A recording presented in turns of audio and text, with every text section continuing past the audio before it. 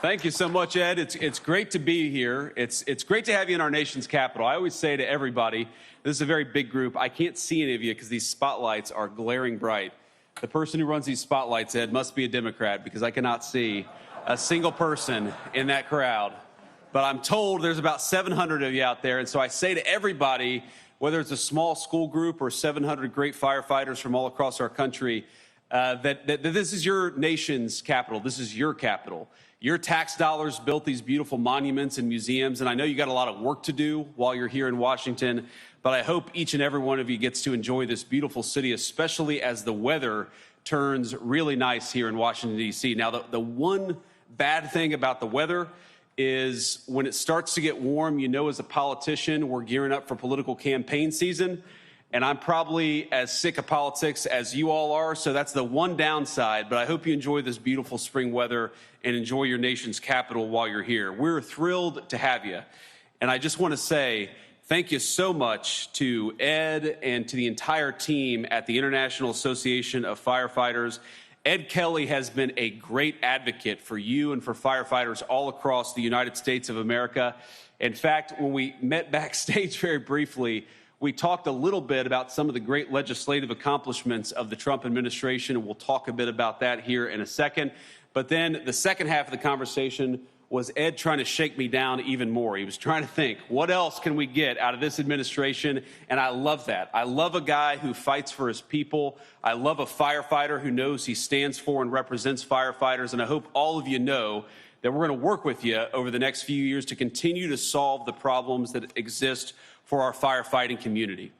One of the things that a lot of you know about this administration and hopefully appreciate about this administration, but I'm going to make my pitch here, is that we have been unique among Republicans in that we haven't turned away organized labor. We have tried to find ways to work with organized labor. Not that we're always going to agree, but another great Bostonian, Sean O'Brien, the head of the Teamsters Union, we found ways to work together to serve working people.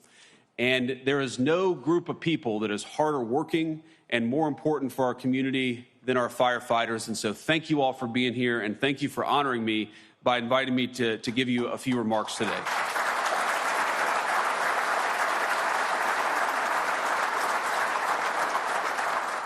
Now, before I get into some of my other remarks, I want to just start on a slightly somber note here, because on a personal level, I was honored to be able to participate in the dignified transfer of 6 American soldiers who were killed overseas in this conflict with Iran.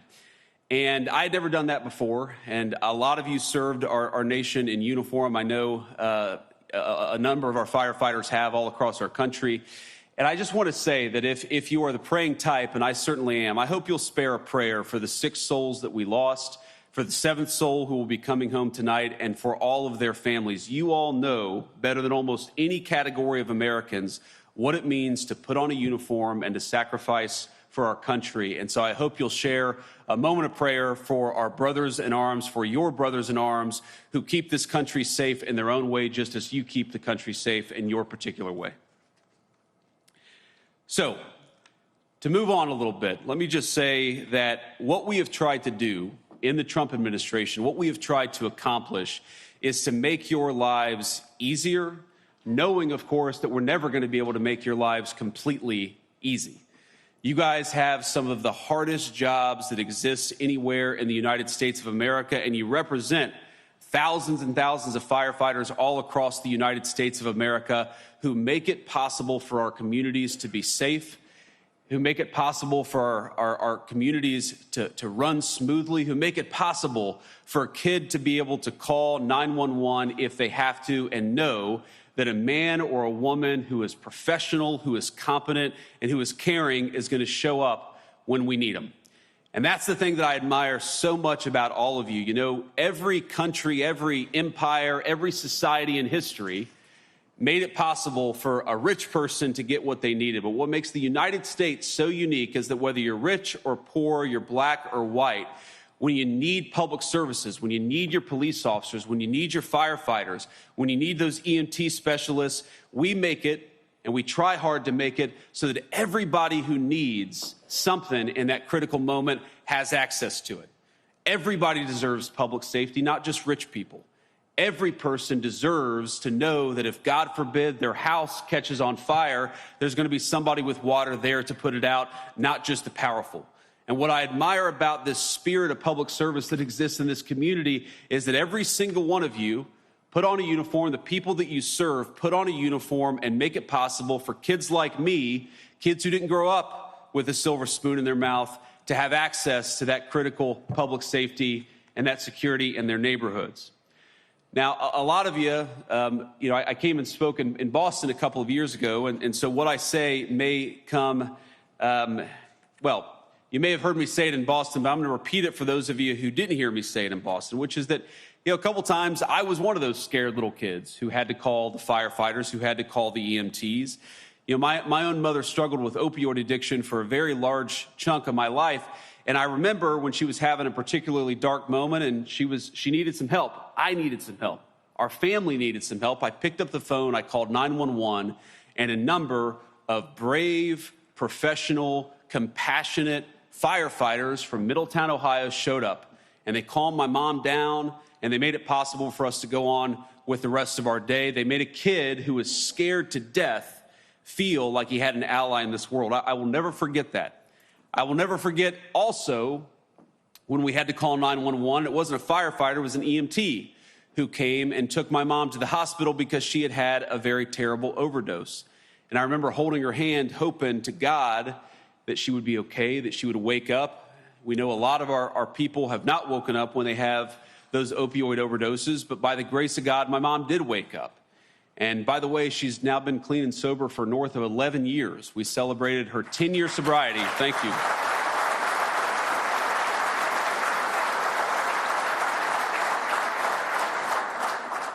We celebrated her 10 years of sobriety in the West Wing of the White House. What an incredible testament to the American dream that a woman I thought would never live to meet my children is now the best grandmother to those children that they could ever ask for, and we celebrated that sobriety in the People's White House. But that moment, the many moments of second chances that we've gotten with my mom, and I love you, Mom, if you're watching this. She probably is. She watches everything. I don't know why, but she does. But Mom, we would not have gotten that second chance were it not for the firefighters all across our country, for the EMT specialists all across our country who make it possible for second chances again and again and again. What you guys do is not easy, and as you all know, it doesn't always pay as well as it should, but it does give people, millions of Americans all across this nation, a sense that somebody is looking out for them. And that's one of the reasons why I love what you do, why I'm so honored to be here, is because you are the glue that holds so many of American communities together. I talked a little bit about the folks that we lost in Iran, and we're so thankful for their service and so hopeful that nobody else comes home having lost their life. But I think there's a brotherhood, a sisterhood between the military, the police officers, and the firefighters, because you are the three categories of people who put on a uniform and put your lives at risk for your communities. You got different jobs. You have different roles to play. But I think it's an amazing testament to our country, maybe the single most important resource that we have as a United States of America, is that every single one of you is willing to sacrifice your life. Hopefully you never will.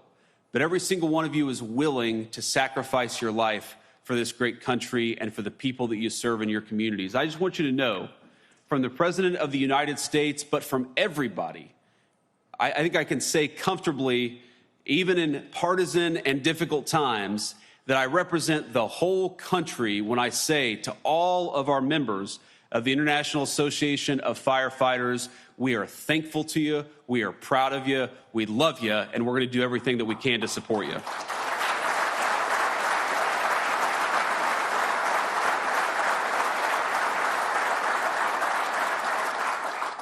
Now, let me talk just a little bit about what it means to really support you, because I think it's important. It's of course important that the Vice President stand up here and say how grateful he is, and I certainly am. I'm grateful to each and every one of you and the people you serve. But it's not just about words, it's about action. And that's one of the things I'm proudest about this administration is that we have actually backed up the pride and the support and the gratitude that we have for all of you with very meaningful action.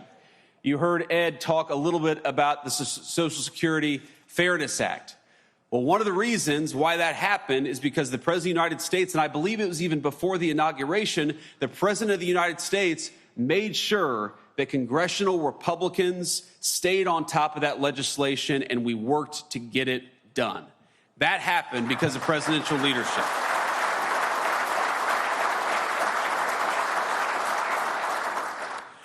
Do you think Joe Biden was making those phone calls, ladies and gentlemen? I just got to say, I don't think so. Sorry, I got a little partisan there.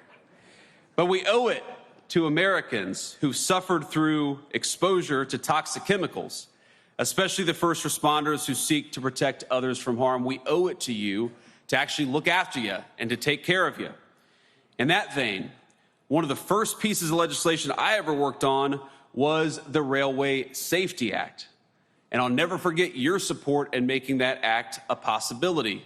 We actually got it, by the way, into the most recent transportation package. I'm sure Ed and all of you will use your very able lobbying and persuasion tactics to make sure that that legislation actually becomes law. Because here's the thing. When I met the firefighters who dealt with that terrible train derailment in East Palestine, one of the things that I picked up is, they weren't angry. They weren't mad. That was their job. They went into a very dangerous situation because that was their job and that's what they expect to do. But they were worried about one thing. What might happen with all these toxic chemicals that were in the air? Would they have long-term problems? Would they suffer some consequences? And one of the things that Secretary Kennedy and I worked on is making sure that we are studying the long-term effects of toxic chemical exposure in East Palestine. We appropriated millions of dollars, and trust me, when I was a senator, I worked to get that money from the last administration just to understand the effects of toxic chemical exposure over time.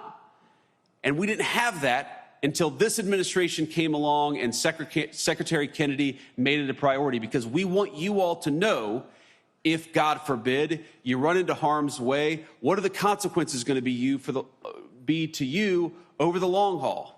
And importantly, what are the kinds of medical treatments that you're going to need if you're in that situation to make sure that the sacrifice that you make in the line of duty doesn't become more than it has to be? Those are the kinds of tangible steps that we are trying to take. Now, we know that President Kelly and President Trump, we all have our own presidents, my friends.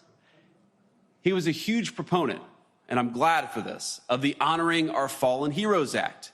Now, that was critically important legislation that you all know President Trump signed into law just a few months ago.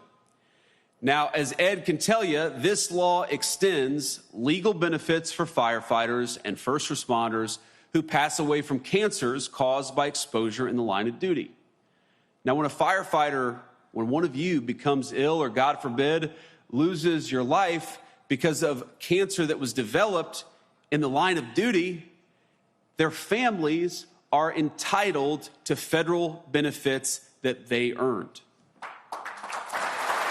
It's a big one.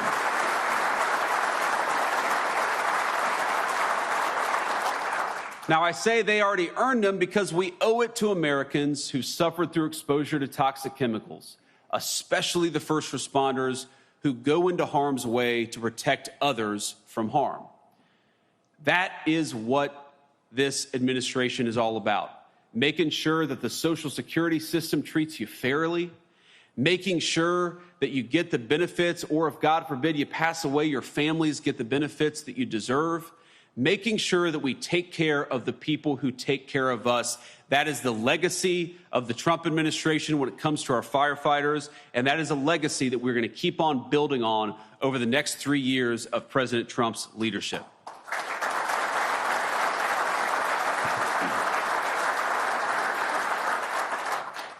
Now, I want to close with a very simple point.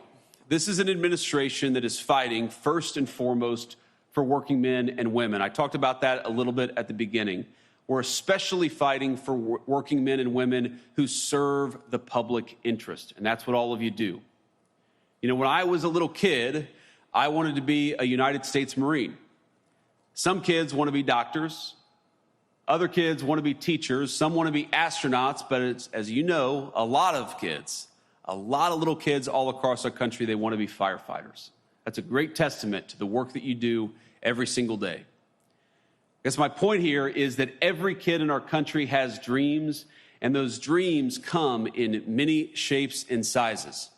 And what I want most of all is for your service and your sacrifice to be rewarded by all of us living in a country where you don't have to be rich or lucky to obtain the American dream. You just got to have a little grit, a little determination, and a lot of hard work. I want all of us, your kids and mine, to live in safe neighborhoods. I want us to send our kids to good schools. I want our families to not have to live paycheck to paycheck.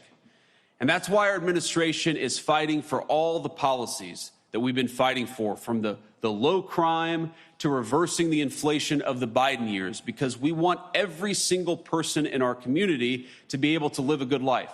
What is the work of all of you, of our firefighters and our EMTs, if it's not to ensure that every kid has an opportunity to live in safety and security? You do your part every single day, and I'm proud of you for it. But that means that we've got to honor your service by doing our part here in Washington, D.C.